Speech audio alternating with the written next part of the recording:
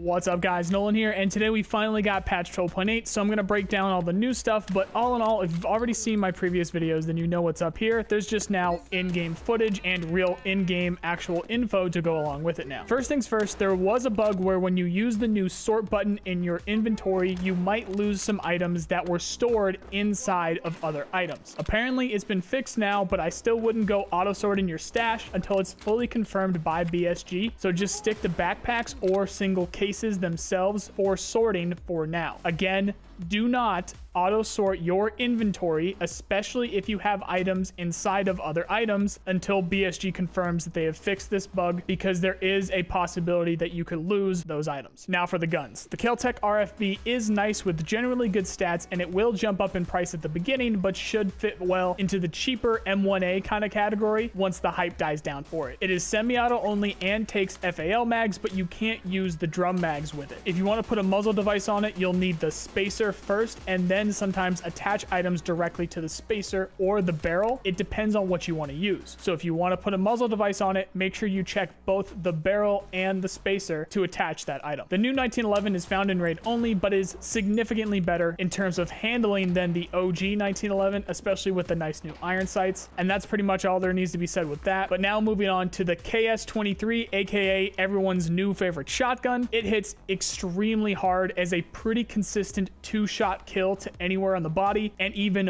one-shotting legs with the 10-meter rounds up close. The slugs are kind of just meh, and the flash rounds are either broken or not a projectile round. They seem to only flash at the barrel, so if you want to really annoy someone looking at you, I guess this is a good option. Otherwise, just use real rounds. If you want to try out the KS-23, I suggest that you stick to a close quarters map, like maybe factory or even some places on reserve or customs with it, and stick to the shrapnel rounds at the 15 or 10 meters. If they're a bit farther away from you, aim for the head and you might get them. Otherwise, general shotgun rules apply, but just remember, if you're right up next to someone, shoot them in the leg, especially with the 10-meter rounds. For heavy bleeds, the old icon for bleeding is now the heavy bleed icon, so remember that, and make sure to take some hemostatic, as they're quick to use, have 3 uses, and are cheap. Again, remember that the old bleed icon now means heavy bleeds, so you will need to get on that as soon as possible, as you will bleed out much quicker, on top of leaving a trail of blood behind you. The new light bleed icon looks like this, and again, the old bleed icon, which most of you will already know, but here it is here, is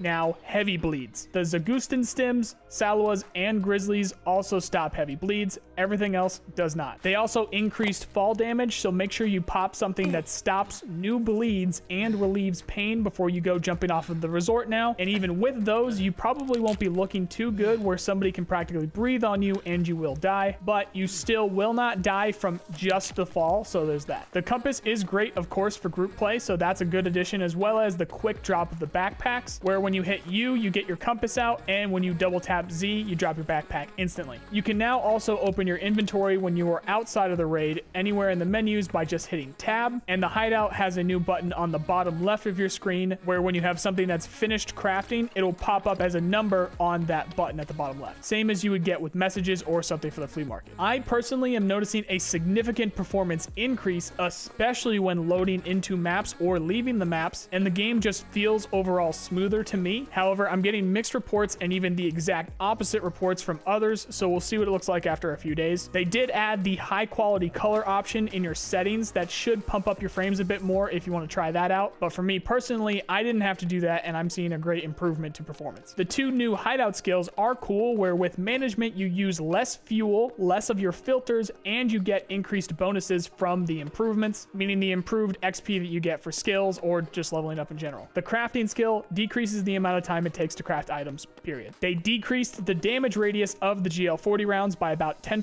PPSH fans will be happy with improved penetration for all of the 7.62x25 rounds, aka the TT rounds. The PC blocks now spawn more special items like SSDs and SASSs. The new clothing looks cool, cool, but you need to be level 52 and 55 to get them, and I even stopped at level 50 this wipe, so I'll show those off on my character if I end up getting there this wipe. Otherwise, I'm sure other people will have videos that are at that level that you can see there. They implemented the glowing mod slots and weapons for weapon modification, as well as the stat changes as you hover over them in the presets menu, which makes modding a lot easier now. The restock timer for traders is now 2 hours instead of 3, and if you want the new items, make sure you're there early because of course they will sell out since everyone wants to try out the new items. And that is generally it in terms of the big things that they've changed with 12.8. There were a ton of fixes and optimizations that you'll feel out as you go, I'm sure, but that's going to do it for the quick recap of patch 12.8. I hope you guys enjoyed the new quality of life fixes and of course the pirate gun, but if you need more Tarkov content or news in your life, then check out these playlists here. If you like this video, then you know the drill. I really appreciate the people who do. Otherwise, I hope you at least learned something, and I also hope you have a nice day. See you guys.